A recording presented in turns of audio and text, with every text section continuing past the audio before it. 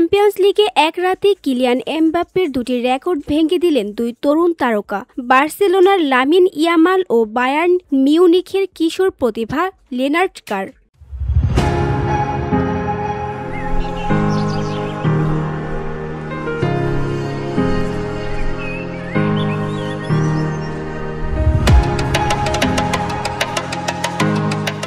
Sporting লিসবনের বিপক্ষে বায়ার্নের ৩-১ গোলের জয়ে নায়ক ছিলেন ১৭ বছর বয়সী কার। হ্যারি কেইন মাঠে থাকলেও গোলের সবচেয়ে বড় ভরসা হয়ে ওঠেন এই তরুণ ফরোয়ার্ড। তার গোলে প্রথমে এগিয়ে যায় বায়ার্ন, আর সেই গোলেই গড়েন ইতিহাস। চ্যাম্পিয়ন্স লিগে সবচেয়ে কম বয়সে টানা ৩ ম্যাচে গোলের রেকর্ড। বয়স মাত্র ১৭ বছর ২৯০ দিন। এতদিন এ রেকর্ডের মালিক ছিলেন এমবাপ্পে। ইতিহাস লিখেছেন বার্সেলোনার লামিন ইয়ামালও।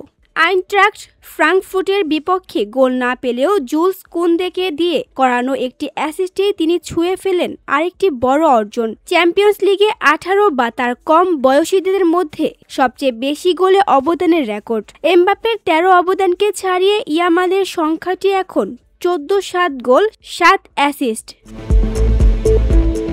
যদিও ম্যাচ শেষে তাকে এক ম্যাচের নিষেধাজ্ঞার সিদ্ধান্ত শুনতে হয়েছে, তবু রেকর্ডের নিয়নে আলোকিত ছিল এই রাত। VOD Bangla news desk.